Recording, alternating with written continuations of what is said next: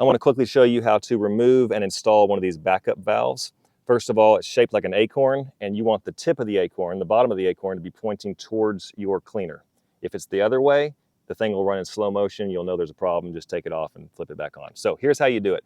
First of all, you don't need any tools. Your hands are just fine. I'm going to start with this one right here. If you're looking down the barrel into the acorn, you just want to turn this clockwise,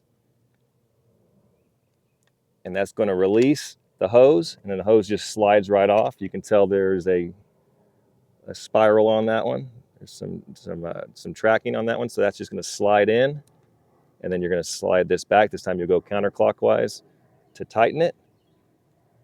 I'm not too worried about over tightening, but you just want it nice and snug. Then on the other side again, you're just going to look down the barrel and turn this clockwise, and that will release it.